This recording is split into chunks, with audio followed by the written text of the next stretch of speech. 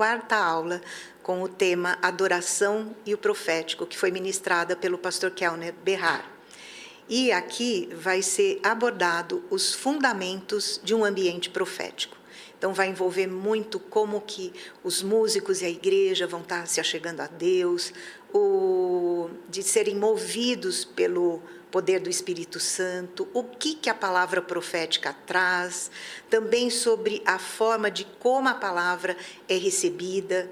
Tudo isso é importante para esse ambiente profético, como os nossos corações devem estar, né? Eles devem ser abertos, receptivos. E, lógico, a gente não pode falar de adoração sem falar de intensidade. Então, quando isso acontece, o que ele gera? Então, vai falar da bênção, vai falar sobre o júbilo, vai falar sobre música e a devoção. Então, tudo isso vai estar explicando, vai estar esclarecendo, porque a música, ela mexe com as emoções, ela mexe com a nossa alma. Uma música consagrada, né? Você precisa realmente se entregar. Você precisa estar contrito para que Deus possa estar agindo através de você, para que o mover profético aconteça. Ela vai gerar esse ambiente profético. Nós vamos ver sobre intensidade e paixão, que fala de entrega, fala de romper os limites. Você vai ter que dançar como o rei Davi, sem se importar com os outros. Você vai se dedicar de uma forma que não importa o que os outros vão pensar. E fala do desprendimento do eu. Na verdade, falar muito sobre você ser humilde, que vai ser um tópico que vai ser abordado também em quebrantamento e contrição. Deus não rejeita coração quebrantado, contrito, e a humilhação, que também envolve a consagração. É algo que caminha junto. Você se humilha, mas você também se consagra nessa hora. Fala sobre a cultura da honra.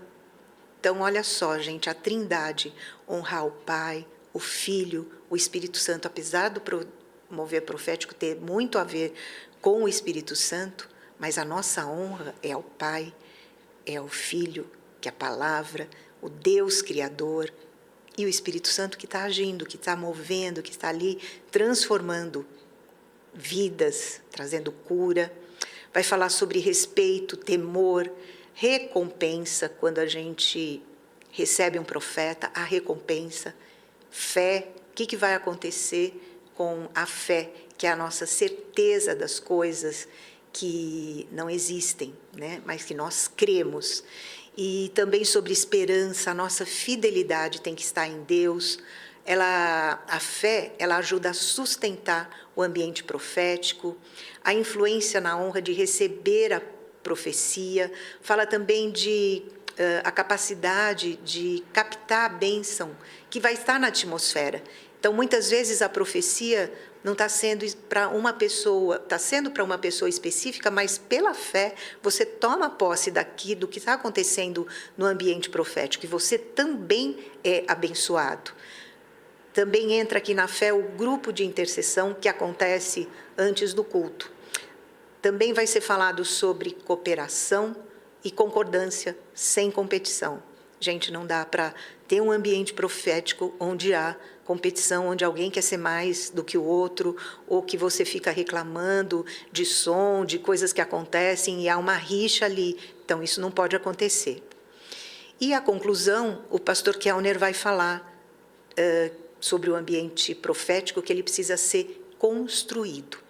Também fala do comprometimento da equipe, vai falar sobre o avanço do reino de Deus, porque ministério profético, ele anda junto com o apostólico, e aí há crescimento. E também do crescimento da fé, que através da profecia, o crescimento pode vir tanto pela palavra, pelas escrituras, mas também através da palavra profética. Queridos, Deus os abençoe. Vamos lá, então. Uau, eu estou impressionado com o que Deus fez, né, nesses dias. Foi rápido, passou muito rápido. E nós temos esse finalmente agora, depois de ter passado por todos aqueles protocolos, os processos, os papéis de cada nível de profecia. E hoje eu vou tratar sobre os fundamentos, nessa última ministração, sobre os fundamentos de um ambiente profético. E essa ministração eu incentivo que a igreja receba. Assim que eu terminei de escrever esse manual, esse livreto, o Senhor me mandou pregar os fundamentos para o ambiente profético nas nossas igrejas. E o resultado foi algo espetacular. Realmente tivemos uma resposta tremenda do agir de Deus. E cada vez mais eu me conscientizo e me convenço de que o que nós fazemos em obedecer os princípios, em atender aquilo que o Senhor nos dirige, em dar o primeiro passo, de fato provoca uma reação espiritual espetacular, porque está escrito em Tiago: achegai-vos a Deus e Ele se chegará a vós. Eu sempre usei e citei esse texto, mas eu nunca tinha vivido a intensidade dele como tenho vivido nesses últimos dias, justamente porque o que compreende esse achegar-se. Então, se eu pudesse colocar um subtítulo aqui na página 42, o ponto 6, que é os fundamentos para um ambiente profético, o meu subtema seria: o que é achegar-se a Deus? Porque quando nós nos achegamos ao Senhor, Ele de fato responde. E Ele responde desproporcionalmente.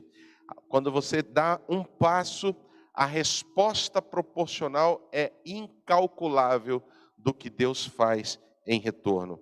Vamos por um instante adorar ao Senhor?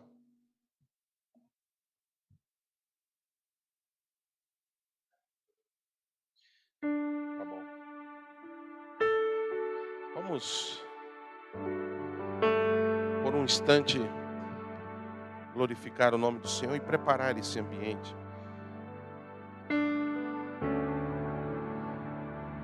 Eu não quero nesse momento, a não ser que o Espírito Santo me conduza a isso, mas eu quero dar essa liberdade, já que a gente construiu algo tão sólido nessas 6 horas passadas de ministração. Eu quero dar alguns instantes, alguns minutos, poucos minutos, para que o Espírito Santo se mova agora nessa ministração. Não vou cantar nenhuma canção já conhecida, mas eu vou entrar por um espontâneo, um cântico novo. E eu quero começar pela rendição, me humilhando junto com você, nos entregando na sua presença. Quero te incentivar, faça o seu cântico aí na sua casa, da onde você estiver assistindo, faça seu cântico. Eu te adoro, Deus, eu te exalto para sempre.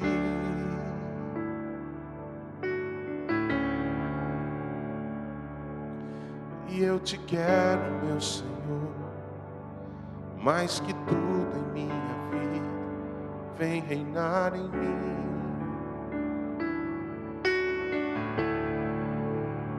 Tu conheces meu andar, o meu levantar e o meu assentar.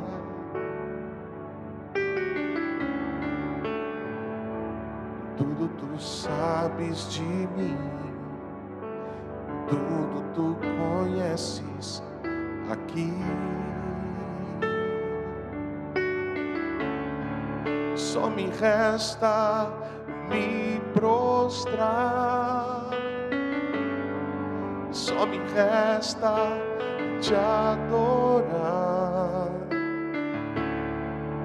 O que eu posso é me achegar, me entregar, me humilhar, reconhecer que nada sou sem ti, Senhor. Vem me tocar. Preciso de ti, meu Senhor. Vem me tocar. Eu me rendo aos teus pés. Vem me tocar. Vem me envolver com a tua presença.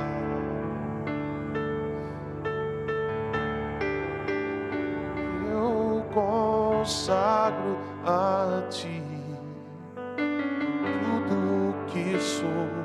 Eu consagro a ti tudo que sou.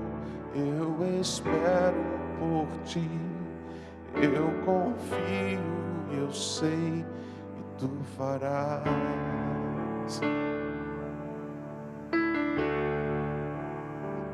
Em nome de Jesus, Senhor. Com gratidão pelo que passou e pelo que ainda falta de conclusão, nós reconhecemos que toda a glória é tua.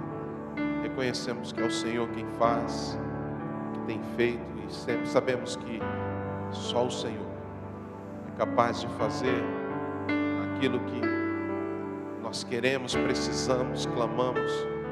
Por isso, que a conclusão desse seminário seja a coroação do Senhor, a glória, a honra, o louvor por tudo que o Senhor tem feito, em nome de Jesus. Amém. Amém? Vamos lá então. Página 42.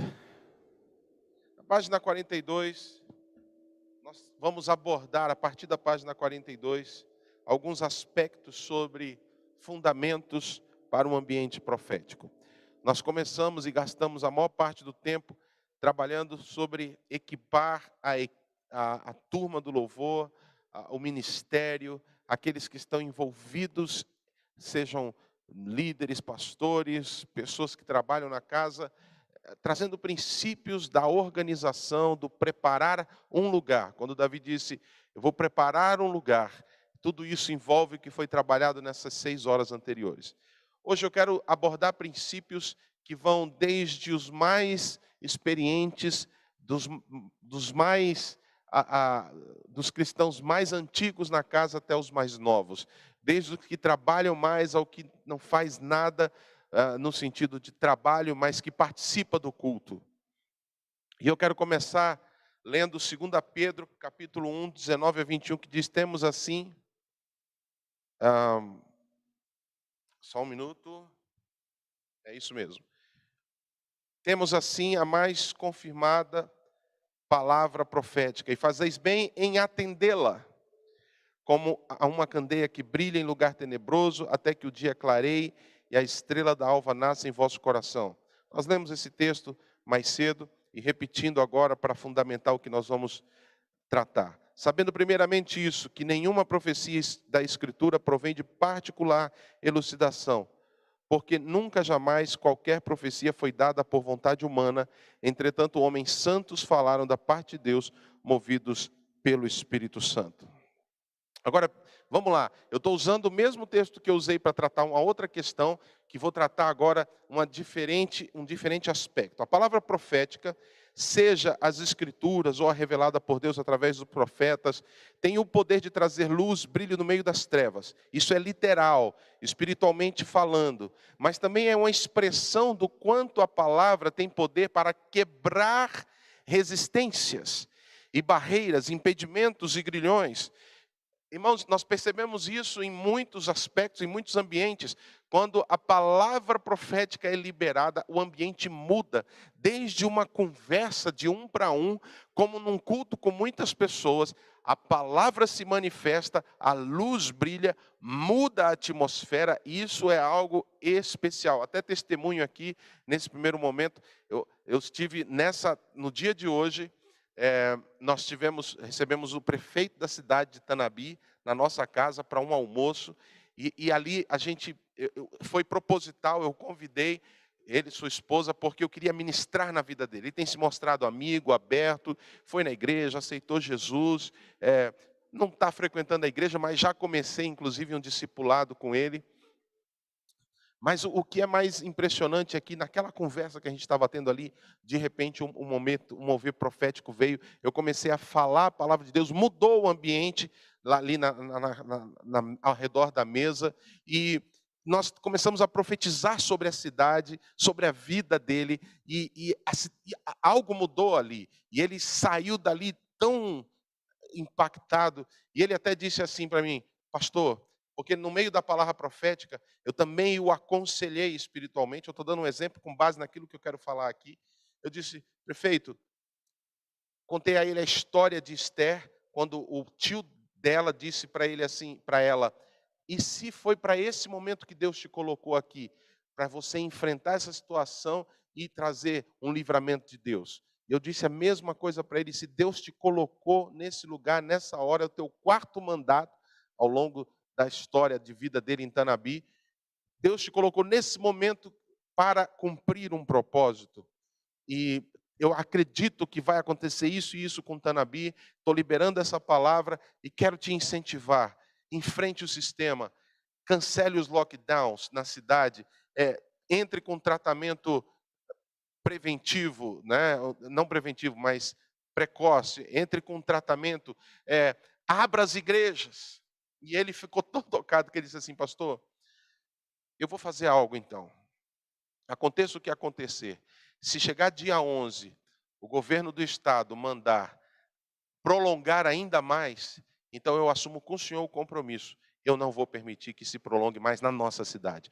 Eu vou abrir e vou encarar e que aconteça o que acontecer. Quando o profético vem, o ambiente gera mudanças. E é disso que eu quero falar. Porque eu acredito que nesses dias de pandemia, o Senhor está preparando a sua igreja para se levantar com uma autoridade que nós ainda não, em muitos lugares, não agimos para trazer mudanças na cidade, trazer mudanças na vida de autoridades, para trazer mudanças na vida do povo. Eu creio que o Senhor permitiu que os templos fossem fechados por um propósito, embora esteja muito doloroso para nós, mas eu acredito que tudo isso vai redundar num grande avivamento e num grande mover de Deus. Deus está levantando profetas nas cidades que vão trazer luz no meio das trevas. Quando uma palavra profética rompe num ambiente, ele é inteiramente mudado, justamente por causa do efeito que provoca na atmosfera. E a forma como se recebe a palavra é determinante para o fluir da mesma. Escute isso. A forma como se recebe a palavra é determinante para o fluir da mesma. Pedro também ressalta de maneira contundente a natureza da profecia, para que não haja dúvida, para que não haja insegurança, para tirar do meio do processo a incredulidade, porque a incredulidade atrapalha completamente o mover de Deus no profético. Aliás, no mover de Deus em qualquer área. Quando Pedro diz: fazeis bem em atendê-la, Pedro está dizendo, ou ele expressa o quanto os corações dos que ouvem devem estar abertos e receptivos para que o ambiente seja propício. O Senhor Jesus nos ensinou com a parábola do semeador que se o coração que recebe a palavra for bom, a menor medida de reprodução e multiplicação daquela semente será 30 vezes mais, podendo alcançar 60 e até 100 vezes. Sabe uma coisa que eu observei aqui? Quando o Senhor Jesus conta a parábola do semeador, ele propõe 4 tipos de coração. O primeiro nem ouve a palavra, quer dizer, ele ouve, mas nem entende a palavra, e ela logo cai por terra, o maligno vem e rouba. O segundo cai numa terra rochosa que cresce, depois o sol murcha a semente, mata a semente. O outro cai em terreno espinhoso, que também cresce, mas logo os cuidados da vida sufocam. Então pensa comigo aqui, dos 4 corações, um recebeu, certo? 3 perderam. Um não deu importância e os outros 2 foram de pouca duração. Mas o coração bom, que recebe a palavra, a menor medida que ele dá é 10 vezes mais do tanto que se perdeu. Você entendeu a colocação? Quando Deus encontra, o Senhor encontra um coração receptivo a uma palavra, quando o Senhor encontra um coração receptivo à profecia, receptivo àquilo que Ele está comunicando, aquele coração vai dar fruto, e a menor medida de fruto que ele vai dar vai ser 10 vezes mais do tanto de corações que se perderam porque não deram ouvidos à palavra. Assim sendo, nós vamos abordar alguns tópicos que são indispensáveis para que a atmosfera seja propícia para com o fluir profético. E aqui vai o primeiro ponto: adoração e intensidade. Olha, eu acredito que não basta termos uma adoração. A adoração é importante, a gente já falou sobre isso, mas tem algo mais poderoso a respeito da adoração, que eu chamo de intensidade. Há uma diferença numa adoração pela adoração, mas comparado com uma adoração que é qualificada, que é marcada pela intensidade. Eu quero provar algumas coisas aqui.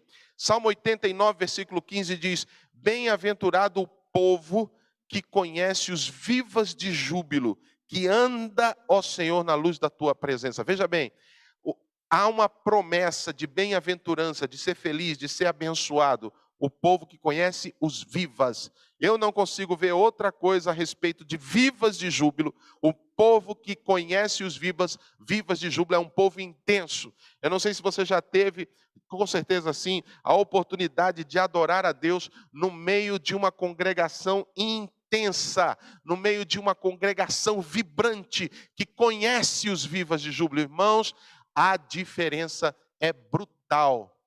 Outro aspecto, o ambiente no céu é de total revelação da glória de Deus, certo? No trono de Deus, a revelação é total. O próprio apóstolo Paulo fala que quando nós tivermos sido transformados, quando nós estivermos diante de Deus, não teremos mais uma revelação parcial, mas sim total. Agora, como que é a adoração? Como que é a adoração no trono de Deus? Está aqui escrito em Apocalipse 5:12. Proclamando em grande voz. Como é que eles proclamam lá no céu? Grande voz, alta intensidade. Digno é o Cordeiro que foi morto de receber o poder e riqueza e sabedoria e força e honra e glória e louvor. Não é só, eu presto atenção em alguns detalhes da palavra. Ele não diz assim, eles declaravam, não.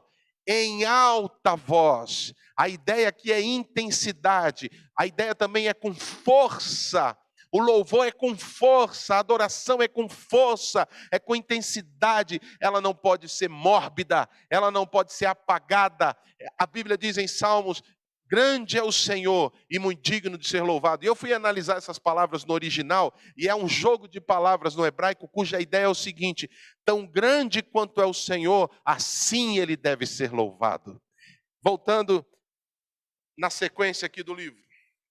Há algo muito poderoso na adoração, que traz a combinação de dois fatores tremendos: a música e a devoção. A música, como um tratado na primeira parte do livro, foi criada para ter poder e interagir com a tua alma, e assim até o dia de hoje. A música te leva a sensações, memórias, sentimentos, ela mexe com o nosso interior. Agora, imagina uma música consagrada, Kadesh, dedicada inteiramente a Deus, executada por pessoas devotadas e consagradas. Quando nos apresentamos a Deus para cultuá-lo e usamos a música com entrega, intensidade, amor a Deus, paixão, aplicando todos os princípios que a envolve, como a contrição, o quebrantamento, a gratidão, a fé. Eu digo fé porque em Hebreus 11:6 diz que aquele que se achega, ele precisa crer que ele existe. Porque é impossível agradar a Deus sem fé, porque quem se aproxima precisa crer que Ele existe. Então, quando nós nos aproximamos crendo no poder, na existência, na graça de Deus, Ele se agrada. Isso provoca graça diante do Senhor, aos seus olhos. A atmosfera é completamente mudada e a resposta é um ambiente profético. A intensidade e a paixão são determinantemente potencializadoras do poder que há na adoração. Vou repetir isso. A intensidade e a paixão são determinantemente potencializadoras do poder que há na adoração. E eu quero falar sobre a história de Ana para ilustrar isso aqui. Ana era uma mulher amargurada de espírito. Você sabe da história, esposa de Eucana. A Bíblia diz que Eucana amava Ana, e é muito sugestivo que muitas e muitas mulheres na Bíblia que deram luz mais tarde a filhos que foram marcas, sinais e bênção na terra, elas eram estéreis. E elas só puderam gerar depois de um milagre. E eu tenho uma tese espiritual sobre isso, que não cabe aqui agora, mas Ana era uma mulher amargurada, porque Ana não podia ter filhos, e para piorar a sua história, ela tinha uma rival, porque Eucana casou-se com outra mulher, a Penina, porque Ana não podia lhe dar filhos, e aí era uma prática da época com vistas à herança, para que a terra pudesse ser perpetuada. Então Ana não podia ter filhos, Eucana, amando a sua mulher, ele mesmo assim casa-se com outra, e o pior, não bastasse, o fato de Ana não poder ter filhos, 2, ela ter uma rival, 3, a rival tinha muitos filhos. Todo ano a mulher aparecia com um bebê no colo. E isso foi. E aí tem um quarto agravante, antes de falar o que foi. Ana, vamos lá. Ana não podia ter filhos. Eucana casou com outra mulher. Essa outra mulher, que era sua rival, tinha muitos filhos. E o quarto agravante, a rival provocava Ana. Fico imaginando como podia ser essas provocações, né? Pegar um bebê no colo e falar, como é bom ter você, meu filho, perto de Ana. E ficava provocando. E a Bíblia diz que Ana ficou amargurada de espírito. E certa vez, numa das vezes que Eucana descia, todo ano ele fazia isso, para adorarem ao Senhor em Siló, onde estava o profeta, o sacerdote Eli. Ali ele leva a sua família, e Ana, na descrição de 1 Samuel capítulo 1, não estava nada bem. Não queria comer, não queria fazer nada, estava amargurada. E naquele dia, naquele ano, Ana resolve dar um fim naquela história. Ela resolve correr para Deus. O melhor lugar para resolver problemas. O melhor lugar para resolver questões. Ana corre para o altar. E agora, aqui entra o princípio da intensidade na adoração. Ana se coloca diante de Deus e começa a orar, a adorar, a buscar. A Bíblia não diz o que ela estava fazendo, mas a Bíblia diz que, deixa claro que havia tamanha intensidade no seu clamor, que o sacerdote Eli, ao observar Ana, achou que ela estava bêbada, de tamanho a intensidade, porque ela não pronunciava nada inteligível, ela apenas orava na sua alma, havia um clamor tão profundo, tão intenso, tão denso na presença de Deus, que aquela adoração, aquela humilhação, aquele clamor mudou a história da vida de Ana. Mesmo que o sacerdote não vivia os melhores momentos espirituais da sua vida, mesmo que naquela época as visões eram raras, como descreve o livro do profeta Samuel, mesmo assim, a intensidade do coração de Ana provocou o profético na vida do sacerdote, e ele libera a palavra, vai em paz, porque o Senhor vai te conceder o que você está pedindo. E de fato, um ano depois, ela estava com a sua criança no colo. A intensidade da adoração, ela provoca um ambiente profético, sobrenatural.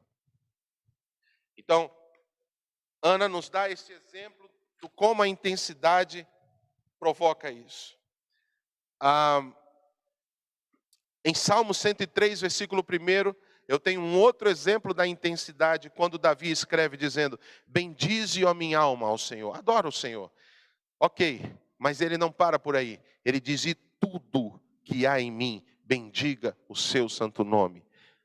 Tudo no hebraico é tudo. Aqui fala de intensidade, totalidade. Eu não entro num ambiente de adoração pela metade. E vamos convir, irmãos, Quantas vezes a gente entra num ambiente de culto e a nossa mente está em outro lugar, nossas preocupações estão com as questões do dia seguinte. Quantas vezes a gente está, mas não está. Né?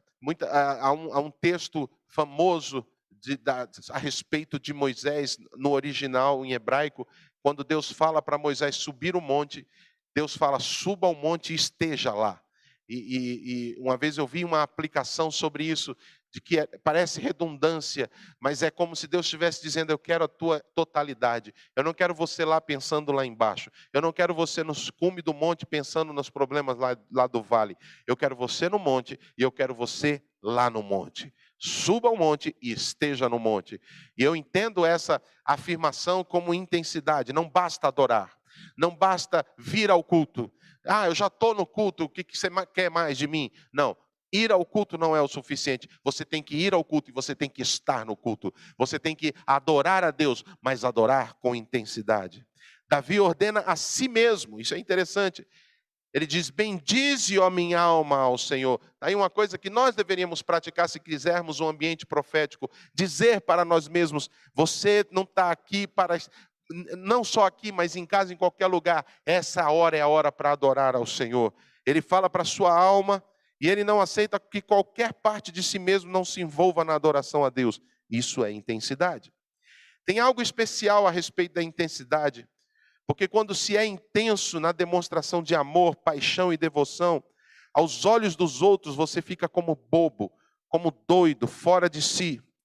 Não que o Senhor queira que você seja tonto para as pessoas, mas a questão é que quando a paixão te leva a desconsiderar o que os outros pensam, e tudo o que importa para você é demonstrar esse amor a Deus, a tua adoração faz um upgrade de nível, do nível easy para o nível super hard. É o amor a Deus te levando a romper teus limites. Nós não podemos nos esquecer, se por um lado eu estou dizendo aqui dentro da nossa consciência que Deus não quer que a gente pareça tonto para os outros, mas olha, a palavra de Deus nos diz lá que nós devemos amar ao Senhor com toda a nossa força, com todo o nosso entendimento, com toda a nossa alma.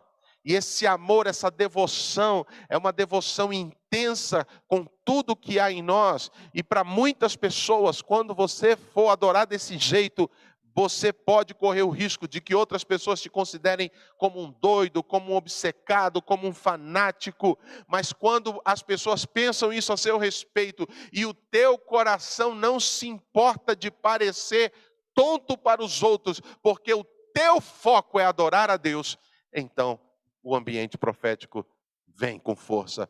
Davi pareceu louco para sua própria esposa Mical, porque quando ele trazia a arca, ele dançou com tanta força, com tanta intensidade, com tanta paixão para Deus, que a Bíblia diz que até as suas partes íntimas apareceram, e ela desprezou Davi pela atitude de louvor que ele teve, e Deus fechou o ventre dela, e ela não pôde ter filhos, por causa do desprezo que ela teve com um louco adorando a Deus. A intensidade, e isso, eu quero abordar um pouco sobre isso, porque o coração de Deus amou tanto a manifestação intensa de adoração de Davi, que o desprezo de Mical voltou contra ela mesma. E essa ação, essa repreensão de Deus na vida dela, é como um aviso para nós. Não despreze a adoração das pessoas. E não menospreze o que pode acontecer quando a adoração é intensa. Em Deuteronômio, como eu disse, capítulo 6, versículo 5, amarás, pois, o Senhor teu Deus de todo o teu coração, de toda a tua alma e de toda a tua força. Foi o que aconteceu com Davi diante da arca, como nós falamos agora há pouco. Para Deus, a intensidade vai além da compreensão de dever e obrigação, ou simplesmente de estar fazendo por fazer. É resultado de uma espontaneidade desprendida do eu e focado nele. Esse é outro aspecto a respeito da adoração intensa. Quanto mais intenso, mais desprovido de foco em mim mesmo e mais focado em Deus. A intensidade te desconecta de preocupações, de ego, de orgulho, do que pensam a meu respeito, de mim mesmo, da minha dignidade, da minha reputação, e me leva para um ambiente completamente completamente upgrade, um ambiente completamente elevado. Queridos, eu quero demonstrar essa questão da adoração intensa de uma maneira diferente. Por exemplo, no meio da congregação, quando você está adorando, a Bíblia diz que o coração alegre aformoseia o rosto. Ou seja, o que acontece aqui dentro reflete aqui fora. Não venha me dizer que você está adorando intensamente ao Senhor, quando no meio da adoração da igreja você está desse jeito aqui. Ó.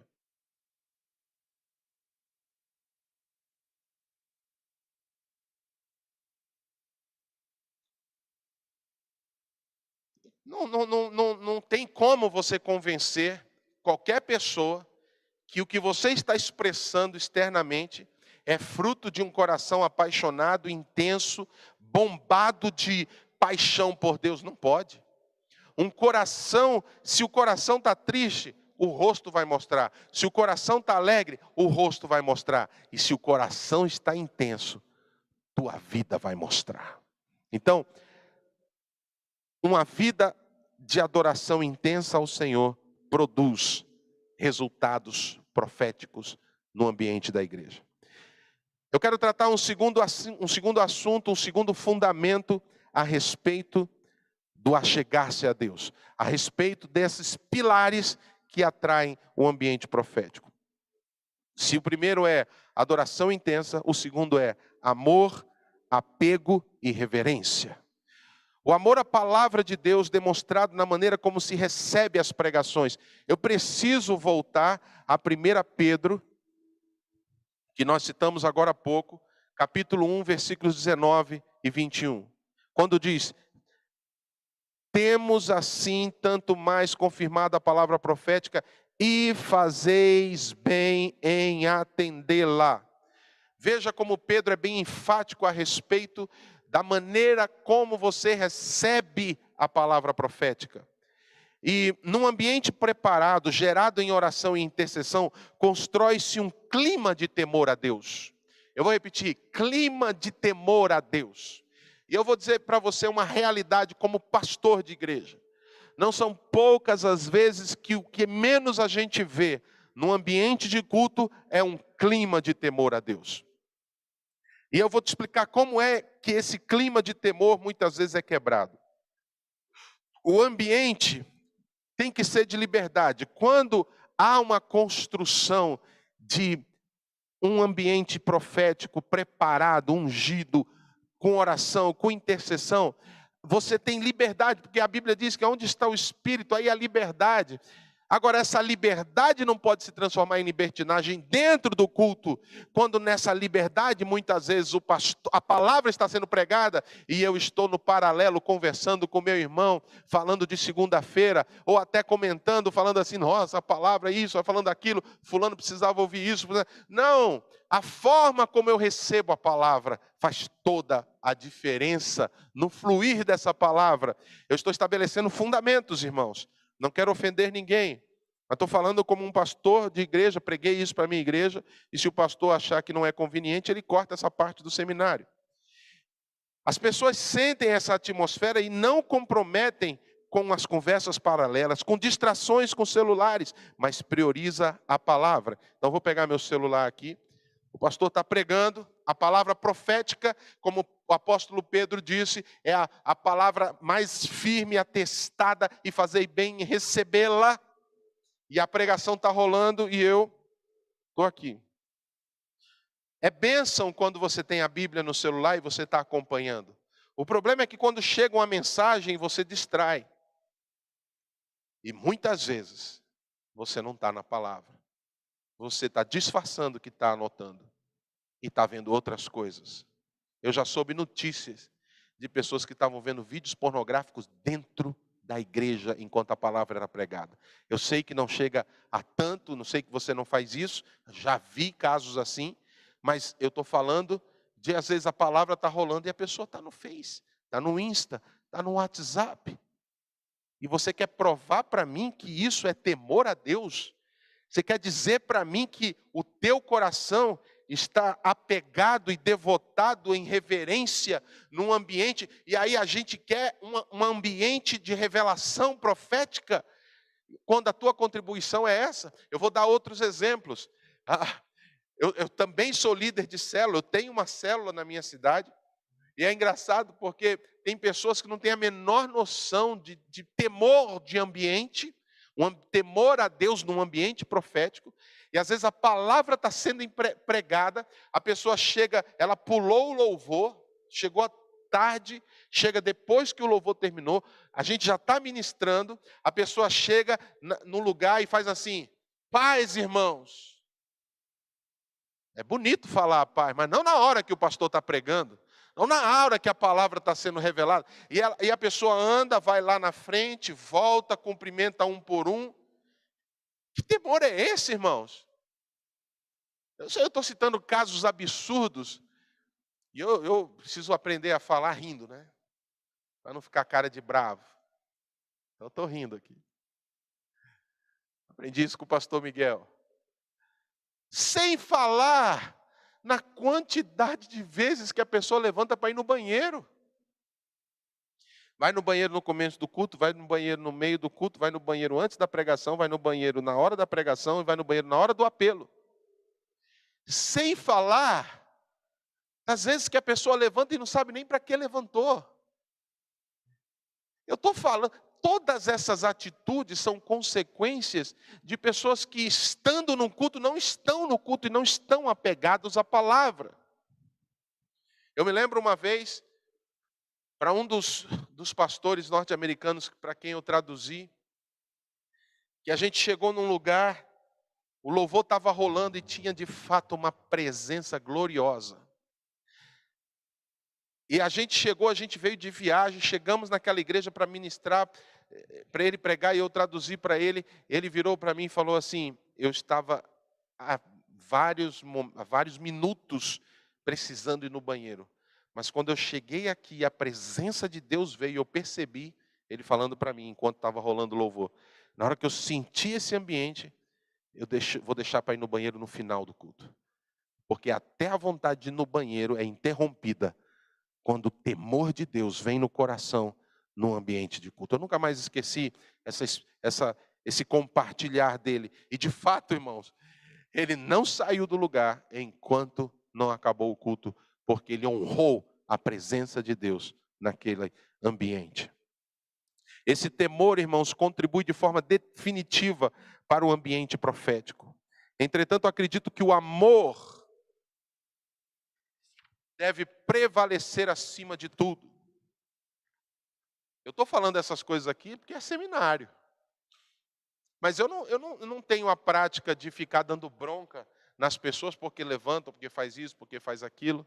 Eu preguei isso quando preguei na igreja, mas às vezes a falta de amor ou a irritação pode até provocar um desmazelo ainda maior do ambiente profético. Então, o melhor é ter a paciência. Mas a gente precisa ensinar que quando se quer construir esse ambiente, o temor à palavra, o temor ao ambiente tem que ser guardado. O amor e o apego à palavra são construídos pelo Espírito e não à força. Eu acredito plenamente, não é por força nem por violência, mas pelo Espírito de Deus. Agora preste atenção que Hebreus 2:1 diz: por esta razão importa que nos apeguemos com mais firmezas às verdades ouvidas, para que delas jamais nos desviemos. Olha o que o escritor de Hebreus está dizendo: nos apeguemos com mais firmeza. Eu diria, com base nesse texto, com mais firmeza, as verdades ouvidas. O escritor de Hebreus está falando claramente de cultos, claramente de lugares, ambientes onde você está recebendo a palavra de Deus. E eu diria que esse apego às verdades ouvidas são um dos principais fundamentos que mantém você firme na presença de Deus. Eu posso dizer que pessoas que não cultivam no seu coração o temor de receber a palavra, são pessoas que ou estão em queda, ou estão para cair. Não tem como falar de ambiente profético sem falarmos da reverência, temor, ordem e respeito à palavra de Deus. Em Tito, capítulo 2, versículo 6, diz: quanto aos moços, de igual modo, exorta-os para que em todas as coisas sejam criteriosos. Esse criterioso é tementes, é pessoas reverentes. Fala para os jovens, fala para a galera, Paulo escrevendo para Tito, que de igual modo eles sejam exortados para que em tudo eles sejam equilibrados. Essa palavra criteriosos significa equilibrados, moderados, tementes, pessoas que respeitam, entendem e discernem o momento que estão vivendo. Aqui, eu coloquei aqui, criteriosos tem a ver com autocontrole, saúde emocional e disciplina. O ambiente profético é um ambiente de manifestação do Senhor, tem que ter reverência. Quando eu falo de reverência, eu não estou falando de quietude mórbida, porque na reverência também está inserido a paixão, a intensidade. Enquanto o louvor está tocando, tem gente que inverte o sentido da reverência. Enquanto a adoração está rolando, ele está igual uma estátua. A pregação começa, ele começa a se mexer. Tem alguma coisa errada? É para se mexer e adorar e ser intenso na adoração. E na hora de receber a palavra, Deus está nesse lugar. E Ele está falando. E eu quero tudo que Deus está para falar. Irmãos, não tem como uma pessoa com um coração extremamente apegado à palavra não receber o que Deus tem. Ainda em Tito capítulo 2, versículo 7, diz: torna-te pessoalmente padrão de boas obras. No ensino, mostra integridade, reverência. Então aqui uma palavra para as autoridades. A reverência é algo que você ensina. Então, se eu estou falando para o público, mas, por exemplo, eu quero que a igreja aprenda a adorar. Eu não acho que haja qualquer pastor aqui que está conectado conosco que não queira ver sua igreja explodindo de louvor e adoração. Não queira ver as pessoas entregues, chorando, a glória descendo, o louvor subindo. Todos nós queremos ver isso na igreja. Muda a cara da igreja. Agora, como que a igreja vai ser isso se na hora da adoração o pastor está sentado? Se na hora da adoração o pastor está preparando o resto da mensagem? Se na hora da adoração o pastor está lá igual uma estátua, uma múmia, adorando com som de múmia? O pastor é o exemplo, está escrito aqui em Tito 2,7, seja o exemplo. 1 Pedro fala, pastorear o rebanho como exemplos. As pessoas têm que ver. Eu tenho essa consciência, e eu servi ao exército e sofri pra caramba, porque o meu pé é chato. Ele é desse jeito, o meu pé. Ele não tem curvatura. Quando você vê a pegada do meu pé no chão, você sabe que é meu pé. Porque é uma lapa só, não tem aquela divisão da cava que tem no pé dos outros. O meu é pá! Bateu, é uma palma que bate no chão. E isso dói, irmãos. O meu pé dói. Eu me lembro quando eu estava no quartel, em forma, só eu saía para o lado assim. Eu recebia grito direto dos oficiais, porque eu saía da linha, porque eu não dava conta. Andar é uma coisa, mas ficar parado em pé gera dores. Então, num culto, eu já pensei várias vezes no começo do meu ministério, gente, eu vou sentar porque eu sei a luta que eu tenho, então eu vou pregar depois, todo mundo fica sentado, então eu vou ficar sentado agora. De jeito nenhum. Quem me conhece sabe, eu não fico sentado no meio de uma adoração. Eu me envolvo na adoração, porque eu sei da importância que o meu exemplo tem que dar para a igreja. Agora, o pastor quer que a igreja exploda com intensidade de louvor, e o exemplo dele não funciona. Ele quer para os outros, mas não faz. Então, tem que dar o exemplo com a intensidade no meio da adoração. O pastor tem que ser o que mais ora, o pastor tem que ser o que mais adora. Continuando. Terceiro fundamento. Quebrantamento e contrição. Irmãos, Davi teve essa percepção que um ambiente profético é gerado também por um coração rendido. Guarde isso. O primeiro foi adoração e intensidade. O segundo foi amor e reverência à palavra. Terceiro, quebrantamento e contrição. Olha o que está escrito em Salmo 51:17, que é o salmo que Davi escreve fazendo confissão do pecado que cometeu. Sacrifícios agradáveis a Deus são o espírito quebrantado.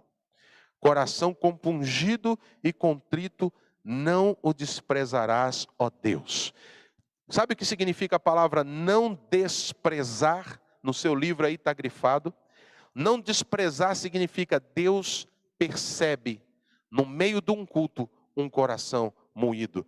Jesus contou uma parábola sobre isso, sobre o fariseu que vai cultuar e fica do lado do publicano. E o fariseu bate no peito, arrogantemente falando de tudo que ele faz de acordo com a lei. Mas o publicano, que é conhecido pelo povo de Israel como um traidor, nem coragem de levantar a cabeça tem, olha para baixo, bate no peito e só pede misericórdia. E a resposta de Jesus a esse quadro é: o publicano saiu justificado. O mover profético veio e trouxe absolvição no culto do publicano, mas condenação no culto do fariseu. O mesmo culto, um saiu abençoado e o outro saiu condenado. Quebrantamento. Quando o coração daquele que se apresenta para cultuar a Deus é quebrantado, reconhecedor de seus erros, se humilha, confessa, dispõe-se a mudar, Deus não despreza. E isso significa que não passa batido, não é ignorado, chama a atenção de Deus. Em 1 João 5,15 diz: e se sabemos que Ele nos ouve quanto ao que lhe pedimos, estamos certos de que obtemos os pedidos que lhe temos feito. Guarda isso. 1 João 5,15. Se eu sei que Ele me ouve, eu estou certo de que eu vou receber. Eu sei que Ele me ouve e eu sei que Ele vai fazer. E a melhor forma de ser ouvido por Deus é quebrantamento. É nunca se permitir chegar num culto sem estar humilhado, sem estar rendido. Você fez um monte de coisas erradas durante a semana, fez um monte de coisa errada até no dia que vai cultuar, e chega para cultuar e quer ver um ambiente profético, mas você não tirou um tempo para preparar o seu coração e se humilhar diante do Senhor, reconhecendo, confessando, se entregando e pedindo misericórdia. Deus age, Deus responde, Deus atende, Deus move como consequência de um coração quebrantado. Um coração quebrantado não tem a ver com perfeição. Um coração quebrantado não tem a ver com ausências de erros ou pecados. Mas um coração quebrantado tem a ver com arrependimento, confissão e mudança de vida. Isso mexe com o Senhor. Coração quebrantado e contrito não tem a ver com o emocionalismo ou ficar debaixo de autoflagelação, sob a opressão da culpa. Não. Em Hebreus 12, diz que Esaú não encontrou lugar de arrependimento, ainda que com lágrimas. Porque arrependimento não é lágrimas, arrependimento não é choro. Eventualmente, ou até pode acontecer, mas a essência do arrependimento não é o choro. A essência do arrependimento é mudança, é metanoia, é a decisão de mudar. Eu decidi não ser mais o mesmo. Isso é arrependimento. É quando você, na presença do Senhor, confessa o que precisa ser confessado. A contrição que atrai o olhar e a atenção de Deus e o faz agir é o reconhecimento, a humilhação. E eu quero abordar sobre esse aspecto da humilhação na questão do quebrantamento. Aquele texto que eu falei do publicano e do fariseu está em Lucas capítulo 18. Eu vejo algumas atitudes aqui, não é? Por exemplo, vou ler o texto no versículo 13. O publicano, estando em pé, longe, não ousava nem ainda levantar os olhos ao céu, mas batia no peito dizendo: ó Deus, sê propício a mim, pecador. Primeira coisa que eu vejo na atitude do publicano é humildade diante dos homens. Ele nem quis chegar perto, o fariseu estava lá na frente. Quando eu falei de um do lado do outro, era no sentido que eles estavam no mesmo culto, mas na verdade eles era distante um do outro. O fariseu estava lá na frente, mas o publicano, ele estava lá atrás. Em Provérbios fala que quando você procurar um lugar, não procure o primeiro lugar ou o lugar mais importante, mas procure o lugar mais distante, porque aí só pode vir honra. para não acontecer de que alguém te mande lá para trás. O publicano teve uma atitude de humildade pública. Ele ficou lá atrás, ele não estava preocupado em chamar a atenção de homens, mas queria chamar a atenção de Deus. Então, esse estar de pé longe fala da humildade. A intensidade está descrita aqui, porque ele entendia a gravidade do erro que tinha, e ele batia no peito, ele esmurrava o seu peito. Isso é intensidade no quebrantamento, na aproximação, na adoração a Deus, no reconhecimento do seu erro. Então vejo intensidade, mas eu vejo também a confiança dele na misericórdia, quando ele diz: seja propício a mim, tenha misericórdia de mim. Quando você pede a Deus, e você crê, você recebe. E ele era reconhecedor. São 4 aspectos que eu vejo no exemplo do republicano: humildade, intensidade, confiança na misericórdia e reconhecendo o seu pecado. Um outro aspecto que atrai o coração do Senhor quanto à contrição diz respeito à profundidade com que fazemos nossas confissões.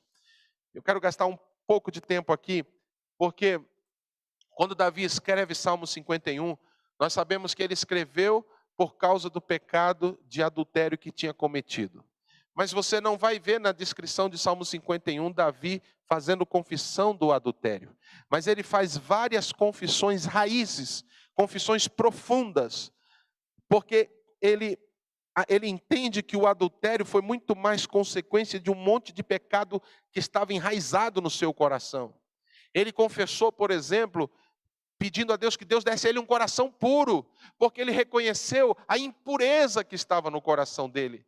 Ele reconheceu, por exemplo, que ele não andava tão íntimo do Senhor, porque ele diz: tu te comprases, tu revelas o secreto no íntimo. E ele reconhece ali: eu fiz um absurdo desse, porque eu já não estava andando tão próximo do Senhor. E Davi vai fazendo confissões raízes, confissões profundas, e isso mexe com o coração de Deus. Um exemplo que eu quero dar sobre isso: imagina que uma pessoa fala de uma forma errada com outra, e aí para consertar ele vai lá e pede perdão da forma errada que falou, mas dificilmente essa pessoa pede perdão, por exemplo, do que ela pensou, do sentimento que teve. Eu agi com grosseria, eu não queria ter agido com grosseria, mas na verdade eu estava chateado com outra coisa. Então eu confesso para você que eu agi com grosseria, isso foi mais a consequência, mas eu quero confessar para você também e pedir perdão a você, porque eu fiquei com amargura, porque eu fiquei com ressentimento, porque lá atrás, porque ontem, porque antes de ontem, porque 2 horas atrás você agiu assim comigo e eu guardei aquilo. Então, além de eu confessar a grosseria, eu estou confessando a amargura, e além de confessar a amargura, eu estou confessando esse sentimento de vingança que eu tive. E além de confessar esse sentimento de vingança, eu estou confessando a falta de paciência, a falta de tudo que eu tive. Esse tipo de confissão, quando você entra na profundidade do reconhecimento do seu erro, do seu pecado, isso agrada a Deus. E a Bíblia diz, em Salmo 51, que Deus não despreza. E esse não desprezar significa que Deus vem. Deus vem. Vamos continuar?